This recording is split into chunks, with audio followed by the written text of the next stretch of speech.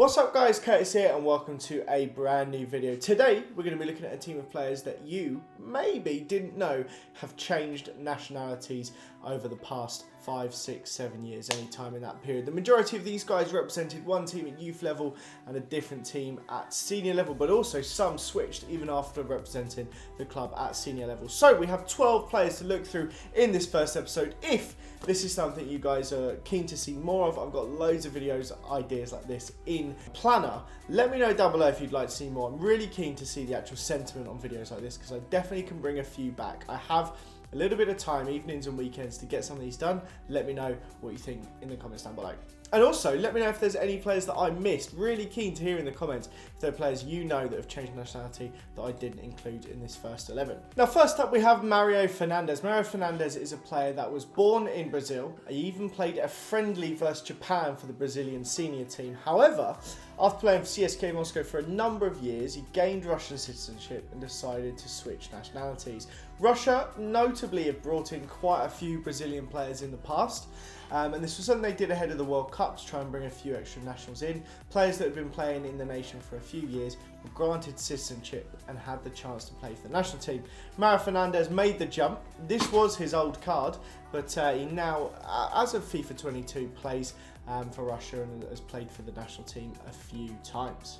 Next up, we have a player that I was actually unaware of, and that is Riyad Mahrez. Riyad Mahrez was born in Sarcelles in France to an Algerian father and an Algerian-Moroccan mother.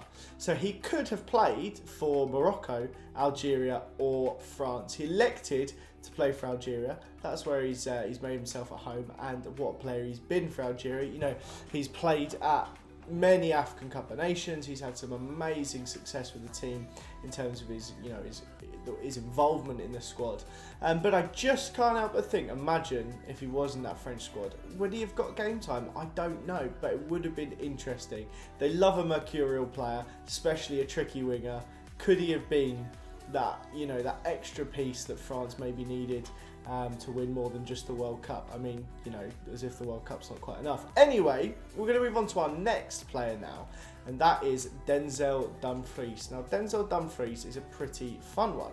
We all saw at the Euros last summer what this man could do. He was absolutely fantastic. But he could have played for Aruba. He did actually represent Aruba in 2014 when he would have been just 18, represented them. And through his father, he was eligible to play for Aruba. He was also eligible for Suriname through his mother, and of course was born in the Netherlands and raised in the Netherlands. That's why he ended up opting to play for them. I think what an addition to the Dutch national side he is. He's done an incredible job at Inter of filling that gap left by Achraf Hakimi, which is one big old gap. A right wing back who really is going to be a key part of your attack. My word, he's done it, and he's done it in style. He's been great going forward. He's fantastic for the Netherlands, and I think they're very happy to have him in their team. Next up, we have Aaron Wan-BISSAKA, and Aaron Wan-BISSAKA could be the first player that I'm aware of to switch from one to another and then back to the first in FIFA. Now, Aaron Wan-BISSAKA represented DR Congo at under 20s level. He, however, didn't continue with them for the rest of his youth football. So he played for England at under 20s and under 21s. I believe he had 2 caps for the under 20s, 3 for the under 21s, and he was called up to the squad in 2019, the senior squad, but had to withdraw due to an injury. So he didn't get an appearance, and he's not locked into playing for England. So that means he's not even been called up to a squad now in 3 years, and he can return to Congo. I don't think there's any chance of him getting in the England squad ahead of the right backs that are available, unless he has a huge change in fortune. If we look at that England squad now, you're talking Trent, Reece James, Kyle Walker, all ahead of him for sure, and then there's even more right backs that are going to be getting a sniff ahead of him if you look a little bit longer term. There's some great English right backs knocking about at the moment. So, Wan-BISSAKA is not ruled out returning to play for Congo, and I think if you want international football, it's probably a smart move. Next up, we have one of 2 somewhat controversial players, and that is Declan Rice. Some of you may be familiar. Declan Rice, as recent as FIFA 19, was down as an Irish card. He has grandparents from Cork on both his mother and father's side, and he played for Ireland at all levels, including 3 friendlies for the senior team. However, once he had a chat with Mick McCarthy, he decided, no, England's probably for me, which it's not a great job from Mick McCarthy. But I think Declan Rice was starting to realise just the talent he could be. And I think he wanted to be part of his birth nation, which I do understand.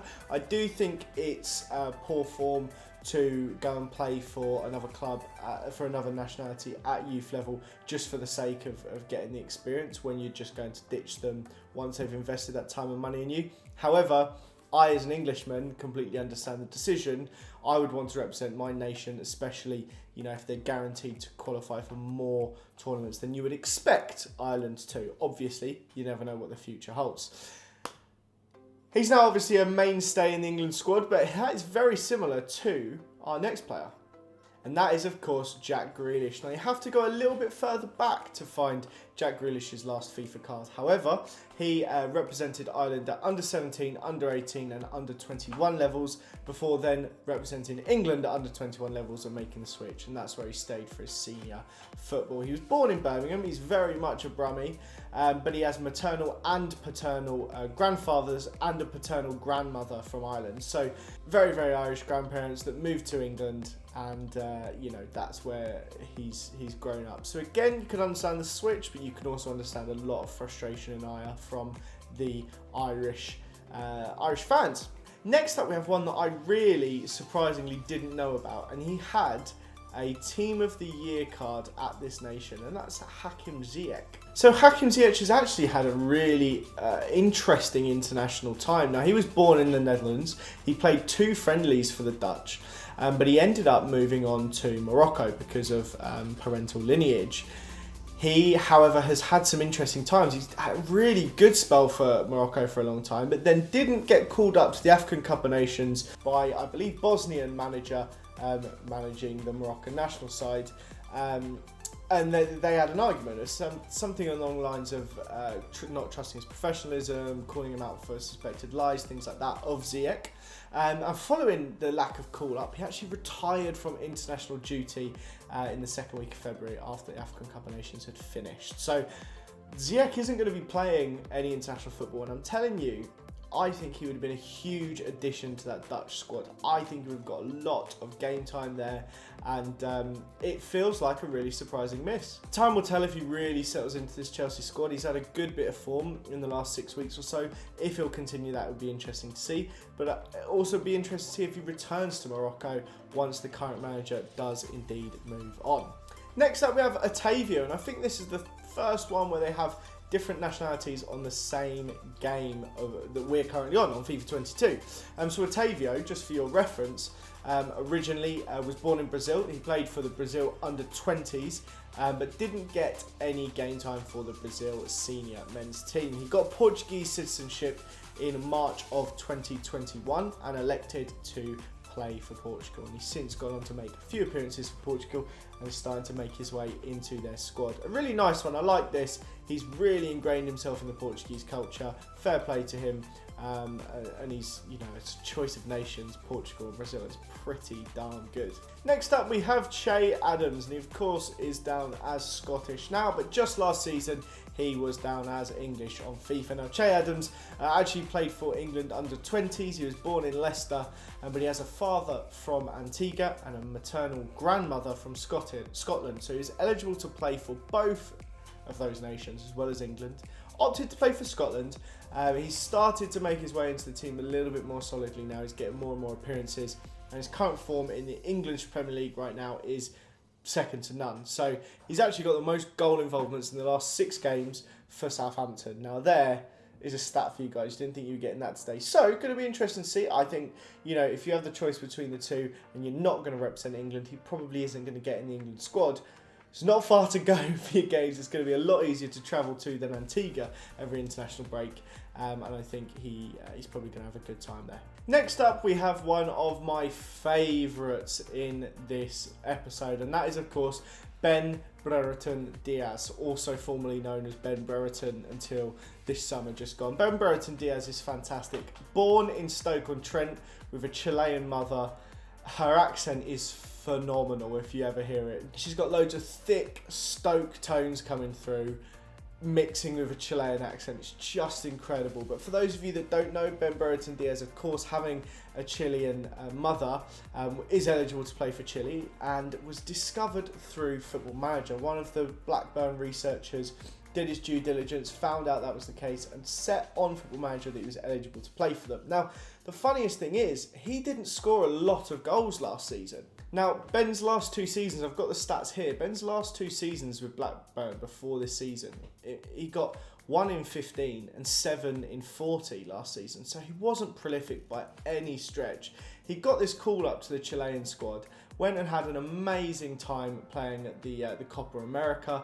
He's scored in 3 World Cup qualifiers now. He's scored in a 1-0 win over Bolivia in the Copa America. Just really cool stuff, but also getting to expose yourself to playing with those elite sorts of players at the international level is a big thing for a championship player. You know, he's not going and playing with an obscure nation. He's going to play with Chile, and you know, he's up front with the likes of Alexis Sanchez. He's with some really experienced, intelligent players. And not only did he get in a Pepsi advert in Chile, which is just brilliant, he's starting to really learn the language, and now he's bagged 20 goals in 27 games since adding DIAZ on the back of his shirt. That's just brilliant, isn't it? You just cannot help but love the story. I've just think it's brilliant. I hope to see BRERETON DIAZ play in the Premier League one day, because I just think it is an absolutely excellent story. Next up, we have Mikel Antonio. Some of you may be aware, I'm sure you all are, that he switched to represent Jamaica this year, but there's a few little interesting tidbits around it which I'm going to fill you guys in on. Now, I love Mikel Antonio's story as well. He's someone who really cut his teeth in the non-league setups of England. Now, as you can see here, he's one with 2 nationalities in the same game, but he, you know, came through at Tooting and Mitcham, got his move from there to Reading, who then loaned him back. You know, he really started from proper grassroots in England. He's made his way up. The season before David Moyes joined, he was playing at right back for West Ham. Granted, his goals have dropped off a bit this season, but at the start of the year he was scoring goals for fun, and he's never going to get in the England squad. He's a little bit too old to have any kind of peak down the line where he might get in, but he's going to go and have a ton of fun playing for Jamaica. And my word, the goal he scored in his debut, I don't think he'd scored a goal from outside the box in something like 70 games in the Prem. Debut for Jamaica, scores a worldie from 30 yards. You love to see it. And then last but most certainly not least, we have Sebastian Haller. And Sebastian Haller is actually, you know, similar style to Antonio, where he's been a West Ham striker. Couldn't really make it work for West Ham, but Sebastian Haller represented France at every youth level. I'm talking 15s, 16s, 17s, 18s, 19s, 20s, 21s, literally all of those. Usually you'll do like 15s, 17s, 19s, 21s, but they have obviously tournaments in between. He played for all of them. He made 20 appearances for France's under-21s, but never broke into the first team. Now, he has an Ivorian mother, and he moved to the Ivory Coast as his nationality in 2020. He now represents them. I think he's made 12 appearances for Côte d'Ivoire, and I think he's probably very, very happy with that choice indeed. And top scorer in the Champions League right now, so pretty good mantle to hold. But that, guys, brings us to the end of this episode. If you have enjoyed it, please do not leave without leaving a like. It is greatly appreciated. If you want to see more videos like this, please do let me know in the comments down below. I really genuinely appreciate any comments. I'm just doing these for a bit of fun at the minute, so if you'd like to see more, please let me know. But thank you so much for watching. Have a fantastic day, guys, and I'll see you all next time. Bye bye.